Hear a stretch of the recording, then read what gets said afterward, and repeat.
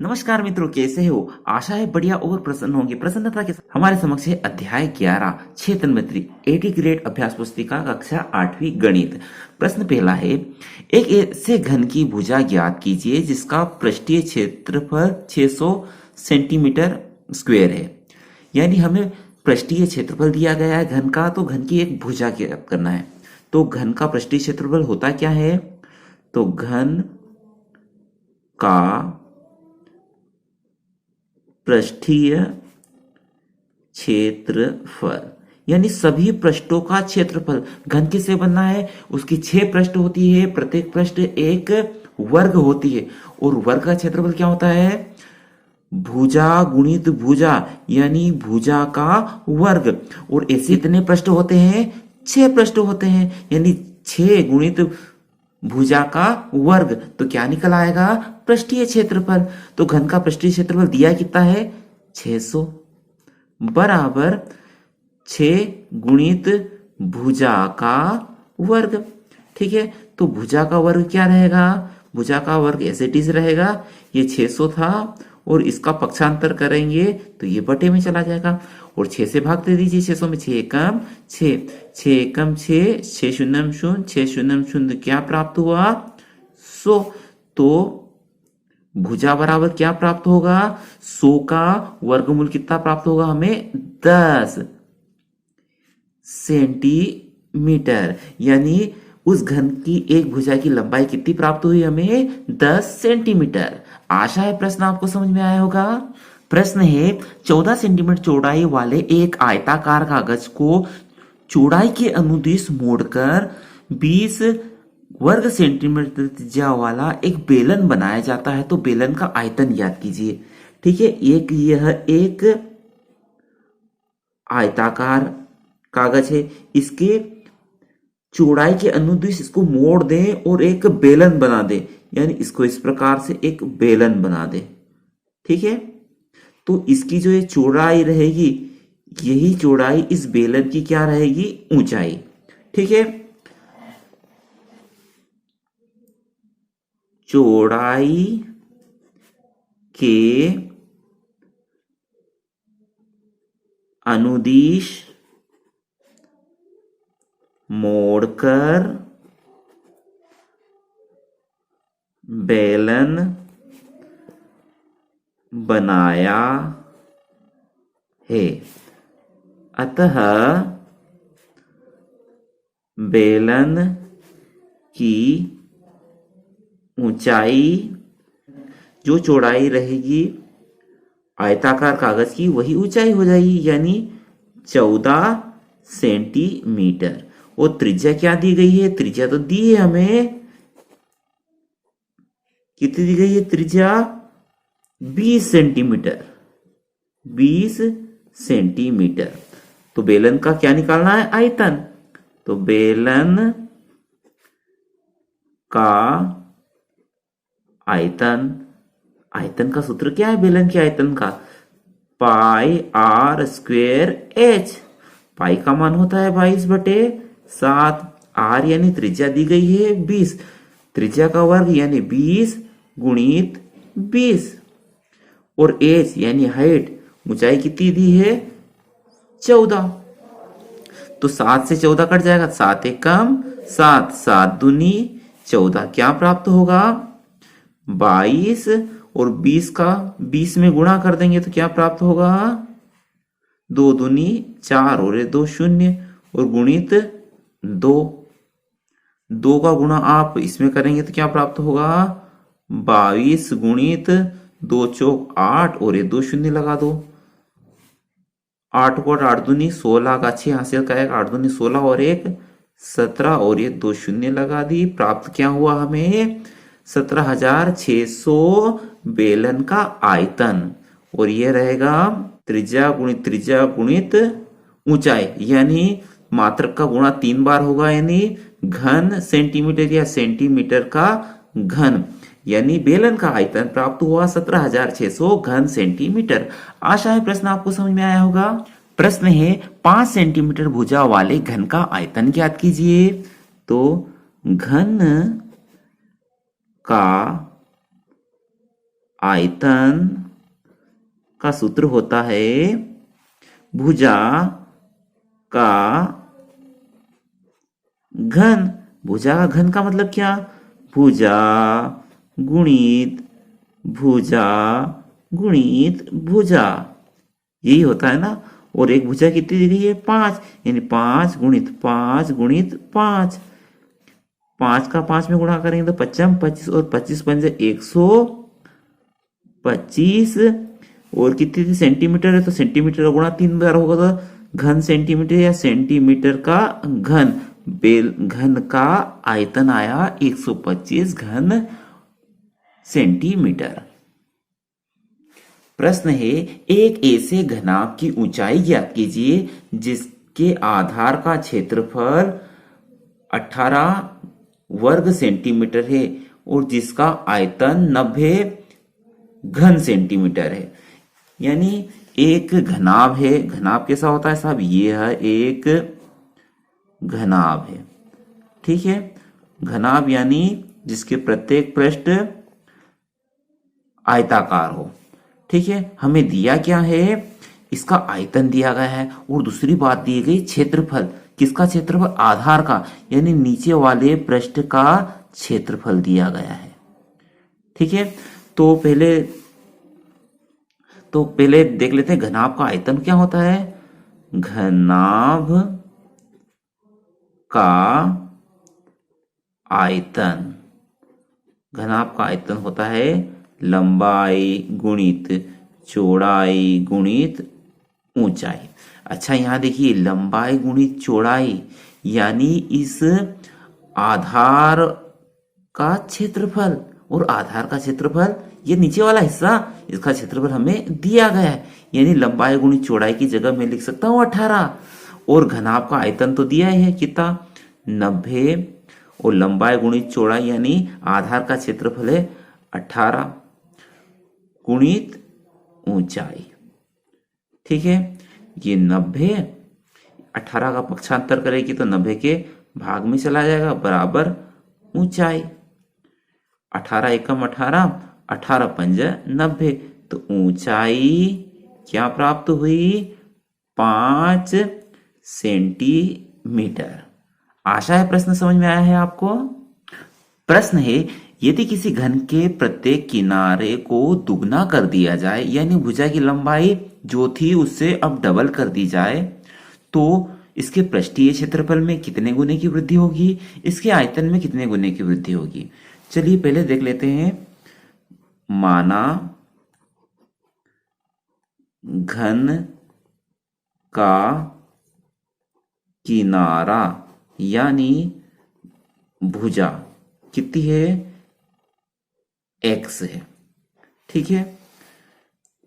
और प्रश्नानुसार किनारा 2 गुना करने पर क्या हो जाएगा? इसका 2 गुना है ना, 2x हो जाएगा, ठीक है। अब क्या बोला है? इसके पृष्ठीय क्षेत्रफल में भाई कितने गुने की वृद्धि होती है यदि उसकी भुजा यानी किनारे को हम डबल कर दे तो पहले हम देख लेते हैं कि डबल नहीं करेंगे तब क्या होगा उसका क्षेत्रफल। तो घन का पृष्ठीय क्षेत्रफल होता क्या है? पृष्ठीय क्षेत्रफल 6 गुणित भुजा का वर्ग। 6 भुजा कितनी है? x है, तो x का वर्ग हो जाएगा, ठीक है। अब वृद्धि करने पर घन का पृष्ठीय क्षेत्रफल क्या हो जाएगा? 6 गुणित भुजा का वर्ग। अब 6 और भुजा अब कितनी हो जाएगी? वृद्धि कर देंगे 2x हो जाएगा, यानी 2x का वर्ग हो जाएगा। देखिए 2 का वर्ग कितना होता है? 4, और 4 का गुणा 6 में कर देंगे, 6 चौक 24x स्क्वायर। अब इसमें और इसमें अंतर देखिए कितने गुने की वृद्धि हुई? 6 कम 6, 6 दूनी 12, 6 तीन 18, 6 चौक 24, यानी 4 बार, यानी 4 गुने की वृद्धि हुई। अतः घन के पृष्ठीय क्षेत्रफल में 4 गुने की वृद्धि होगी। ठीक है, अब दूसरा देख लेते हैं, घन के आयतन में कितनी वृद्धि हुई। तो घन का आयतन जब वृद्धि नहीं करेंगे तब क्या होता है, भुजा गुणित भुजा, यानी भुजा का घन, और भुजा कितनी रहेगी x, तो x गुणित x यानी x की घात 3 हो जाएगा। अब वृद्धि करने पर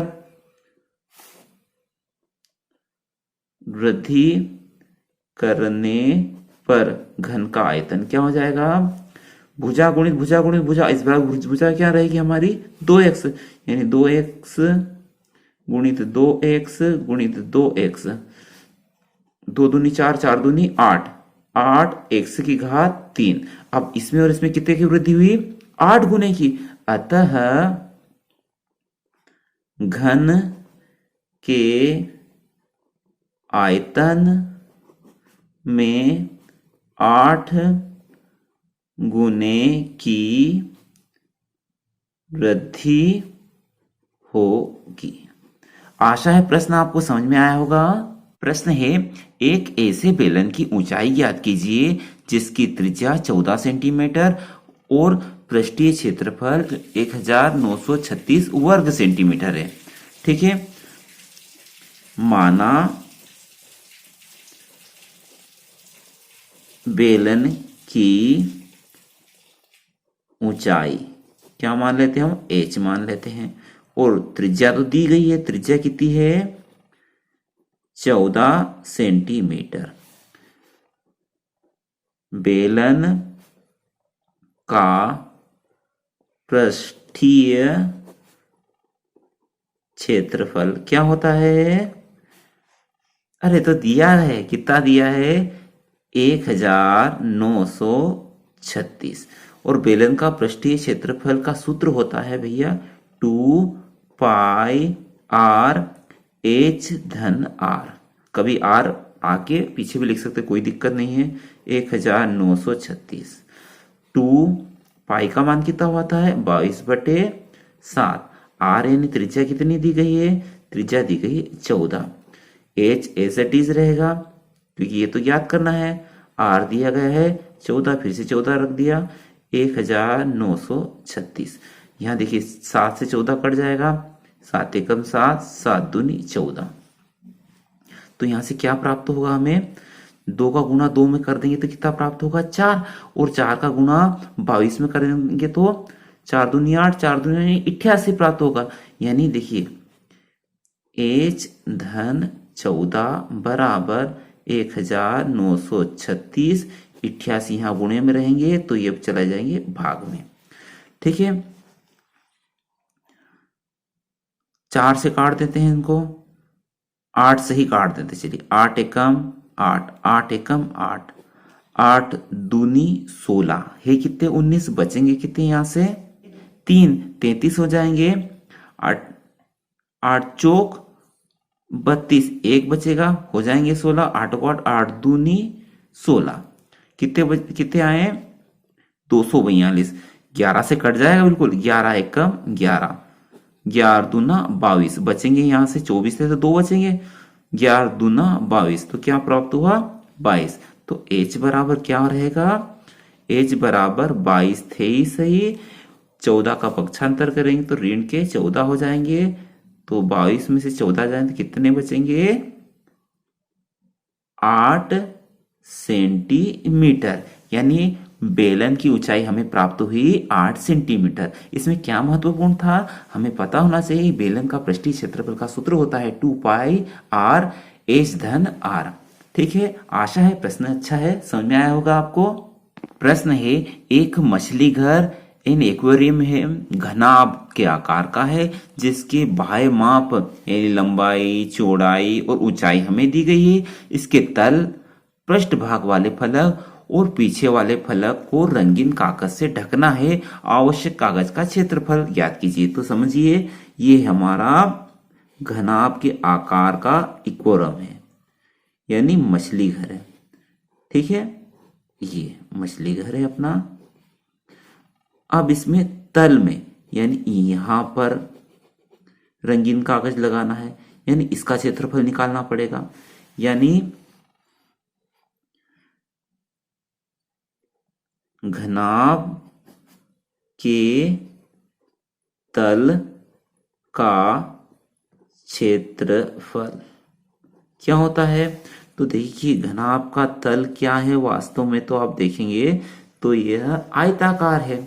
और हमें क्या क्या दी गई है, इसकी ये भुजा दी गई है, कितनी है 70 लंबाई, और ये चौड़ाई ये कितनी दी गई है 30, और ये यानी ऊंचाई दी गई है 50। तो इस तल का क्षेत्रफल सूत्र वही लंबाई गुणित चौड़ाई है ना, लंबाई गुणित चौड़ाई। तो क्या प्राप्त होगा हमें 70 गुणित 30 यानी 70 गुणित 30 यानी 7 या 21 और ये 2 शून्य लगा दिया तो क्या आया 2100 वर्ग सेंटीमीटर। ठीक है, ये किसका क्षेत्रफल आ गया? तल का। अब क्या बोला है? पृष्ठभाग का फलक, पृष्ठभाग ये वाले। ठीक है, अब एक का क्षेत्रफल निकाल लेते हैं और उसको डबल कर देंगे यानी 2 से गुना कर देंगे तो दोनों का क्षेत्रफल आ जाएगा। पृष्ठ भाग के फलक का क्षेत्रफल क्या होगा? इसका क्षेत्रफल क्या होगा? ये भुजा और इस भुजा का गुणा कर दीजिए, यानी ये क्या मानी हमने? चौड़ाई और ऊंचाई, चौड़ाई गुणित ऊंचाई। ठीक है, और इनको हम 2 से गुणा कर देंगे। किसे? 2 से। क्यों? क्योंकि कितने फलक है? यह 2 फलक है। 2 गुणित चौड़ाई और ऊंचाई कितनी है? 30 गुणित 50। ये 5 3 15 और 15 दूना 30 और ये 2 शून्य लगा दी। क्या आया? 3000 सेंटीमीटर स्क्वायर या वर्ग सेंटीमीटर। ठीक है, ये पृष्ठभाग का क्षेत्रफल हो गया। अब पीछे किसका पूछा है? पीछे वाले फलक का, यानी ये वाले जो पीछे फलक दिया ना इसका, इसमें क्या होगा? इस वाली भुजा और इस वाली भुजा का गुणा कर दी। ये कितनी है? 50 है और ये कितनी है? ये 70 है, तो ये भी 70 रहेगी। ठीक है, पीछे वाले फलक का क्षेत्रफल क्या होगा? लंबाई गुणित ऊंचाई। ठीक है, लंबाई कितनी है? 70, ऊंचाई कितनी है? 50, यानी 7 5 35 और ये 2 शून्य लगा दो, सेंटीमीटर स्क्वायर। ठीक है, निकल आया सभी का, इनका जोड़ लीजिए। अतः आवश्यक कागज का क्षेत्रफल क्या होगा? 2100 धन 3000 धन 3500। इनको जोड़ेंगे तो ये 0 ये 0 ये 0, तो ये लगाई मैंने 0, ये 0 ये 0 ये 0, तो ये लगा दी 0, ये 5 0 और 1 कितने हो जाएंगे? 6, 3 3 6 2 8। तो क्या आया? 8600 वर्ग सेंटीमीटर या सेंटीमीटर का वर्ग। इतने कागज की आवश्यकता होगी। आशा है प्रश्न आपको समझ में आया होगा। प्रश्न है, एक घनाभ की विमाएं यानी लंबाई चौड़ाई और ऊंचाई है। इस घनाभ के अंदर 6 सेंटीमीटर भुजा वाले कितने छोटे छोटे घन समा सकते हैं, यह पता करना है। यानी बहुत बड़ा सा घनाभ है, उसके अंदर छोटे छोटे जिनकी भुजा कितनी है उस घन की? ये 6 सेंटीमीटर। उस घनाभ के अंदर 6 सेंटीमीटर भुजा वाले कितने घन हम रख सकते हैं, यह पता करना है। तो घनाभ का आयतन, बड़े इसका पहले तो आयतन निकालना पड़ेगा। तो घनाभ का आयतन। क्या होता है? घनाभ का आयतन का सूत्र होता है लंबाई गुणित चौड़ाई गुणित ऊंचाई, तीनों विमाओं का गुणा, यानी 60 गुणित 54 गुणित 30। और घन का आयतन क्या होता है? भुजा गुणित भुजा गुणित भुजा, यानी भुजा गुणित भुजा गुणित भुजा कितनी है? 6 गुणित 6 गुणित 6। ठीक है, अतः घनाभ के अंदर रखे जा सकते हैं कुल घन। कितने रखे जा सकते हैं? तो घनाभ का आयतन कितना है? घनाभ का आयतन हमने अभी निकाला 60 गुणित 54 गुणित 30। इसमें भाग लगा दीजिए आप घन के आयतन का। घन का आयतन कितना निकाला हमने? भुजा गुणित भुजा, यानी 6 गुणित 6 गुणित 6। ऐसा हमने क्यों काटा, क्यों नहीं? क्योंकि अब इनको हल करना सरल है। तो 6 कम 6, 6 कम 6, 6 शून्य 0, 6 कम 6, 6 नमकी 54, 6 कम 6, 6 पंज 30। तो क्या प्राप्त हुआ? 10 गुणित 9 गुणित 5, 9 पंज 45 और 45 एकम 45, वह शून्य लगा दो। अतः कुल घनों की संख्या कितनी आई हमारे समक्ष? 450 कुल घन उस घनाभ के अंदर रखे जा सकते हैं। आशा है प्रश्न आपको समझ में आया होगा। एक भवन में 18 बेलनाकार खंबे हैं। प्रत्येक खंबे की त्रिज्या 35 सेंटीमीटर है और ऊंचाई 5 मीटर है। 9 रुपए प्रति वर्ग मीटर की दर से सभी खंभों का वक्र पृष्ठीय क्षेत्रफल पर पेंट कराने का व्यय ज्ञात करना है। यानी ऐसे खंबे हैं, उन खंभों पर पेंट किया गया है। और कितने खंबे हैं ऐसे? 18। तो पहले तो इन खंभों का हमें पृष्ठीय क्षेत्रफल निकालना पड़ेगा, यानी बेलन का पृष्ठीय क्षेत्रफल। परंतु दिक्कत यह है कि ऊंचाई मीटर में दी गई है और त्रिज्या सेंटीमीटर में। तो पहले हम त्रिज्या को मीटर में परिवर्तित कर लेते हैं। खंबे की त्रिज्या कितनी दी गई है? 35 सेंटीमीटर। चूंकि हम जानते हैं 100 सेंटीमीटर में 1 मीटर होता है, यानी 100 से भाग लगा देंगे तो क्या आएगा? 0.35 मीटर। और दशमलव के आगे कुछ नहीं तो शून्य लगा सकते हैं हम। ये मीटर में परिवर्तित कर दिया। अतः बेलन का वक्र पृष्ठ का क्षेत्रफल क्या होता है? वक्र पृष्ठ का क्षेत्रफल 2 पाई आर एच। ये सूत्र महत्वपूर्ण है, ये आना जरूरी है। ये नहीं आएंगे तो सवाल कैसे कर पाएंगे अपन? 2 पाई का मान है 22/7 और आर त्रिज्या कितनी है? 0.35 और हाइट यानी ऊंचाई कितनी दी गई हमें? 5। अच्छा, ये दशमलव हटाएंगे तो दशमलव के बाद कितने अंक है? 1 2। तो ये 100 से भाग लग जाएगा। ये अब 35 हो गया है और 35 में 7 का भाग चला जाएगा तो दे दीजिए 7 एकम 7, 7 पंज 35। अब 5 से 100 में भाग चला जाता है, ये दीजिए 5 एकम 5, 5 दूनी 10 और 5 शून्य 0।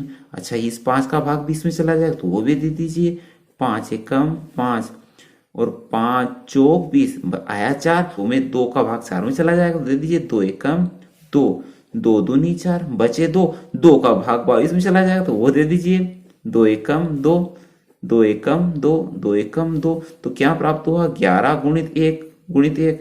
तो अंत में प्राप्त होगा हमें 11। ठीक है, ये वक्र पृष्ठ का क्षेत्रफल है।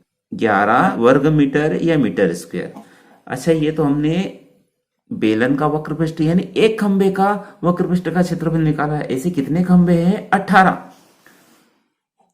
18 खंबों का वक्र पृष्ठ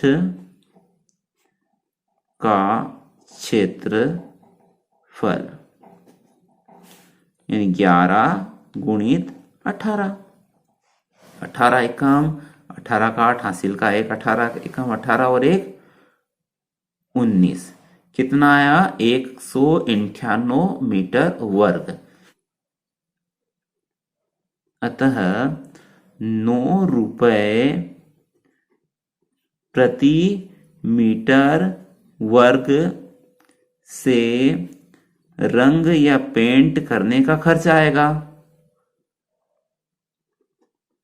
का खर्च, एक वर्ग मीटर का कितना खर्च आ रहा है? 9 रुपए। तो कितना है? 198 मीटर वर्ग का कितना खर्च आएगा? तो 198 में 9 का गुणा कर दीजिए। 9 8 72 के 2 हासिल के 7, नम नगम 81 और 7 88 के 8 हासिल के 8, 9 एकम 9 और 8 17। तो कितना खर्चा आएगा? 1782 रुपए उन खंभों पर पेंट यानी रंग करने का खर्च आएगा। है ना सरल सवाल। महत्वपूर्ण क्या है कि हमें बेलन का वक्र पृष्ठ का क्षेत्रफल 2 पाई RH आना आवश्यक है। आशा है प्रश्न आपको समझ में आया होगा। प्रश्न है 21 सेंटीमीटर चौड़ाई वाले एक आयताकार कागज को चौड़ाई की अनुदिश मोड़कर 30 सेंटीमीटर त्रिज्या वाला एक बेलन बनाया जाता है। यानी एक आयताकार ऐसा एक कागज है, ठीक है। इसके अनुदिश ही इसको मोड़ दिया, मान लो ऐसे ही ये मोड़ दिया। अब क्या बन गया है? बेलन। तो ये जो इसकी यह ऊंचाई होगी ना इस बेलन की, क्या रहेगी? जो चौड़ाई थी आयताकार की वही इसकी ऊंचाई रहेगी, ठीक है। तो आयताकार कागज की चौड़ाई बराबर बेलन की ऊंचाई रहेगी। और वह कितनी रहेगी? 21 सेंटीमीटर, जो कि दी हुई है हमें। और त्रिज्या भी दी गई है उस बेलन की। अब कितनी रहेगी उसकी त्रिज्या? 30 सेंटीमीटर। पूछा क्या है? बेलन का आयतन। तो बेलन का आयतन, क्या सूत्र बनता है बेलन के आयतन का? पाई R स्क्वेयर H। पाई का मान होता है 22/7। R यानी त्रिज्या कितनी दी गई है हमें? त्रिज्या दी गई हमें 30, यानी त्रिज्या का वर्ग यानी 30 गुणित 30, 30 गुणित 30। और ऊंचाई यानी हाइट दी गई है हमें 21। चलिए इनको काट देते हैं। कैसे? 7 का भाग 21 में चला जाता है तो दे दीजिए। 7 एकम 7 और 7 तिया 21, ठीक है। अब 3 का गुणा चाहे तो आप इसमें कर सकते हैं। 3 दूनी 6, 3 दूनी 6 और 30 का गुणा 30 में कर दीजिए। 3 तिया 9 और ये शून्य लगा दीजिए। ये गुणा हो गया 66 गुणित 900। 9 का पहाड़ा आता है तो 9 का पहाड़ा बोल दीजिए। 9 छंकी 54 का 4 हासिल का 5, 9 छंकी 54 और 5 59 और ये 2 शून्य लगा दीजिए। तो क्या आया? बेलन का आयतन आया 59,400। क्या था? मात्रक सेंटीमीटर।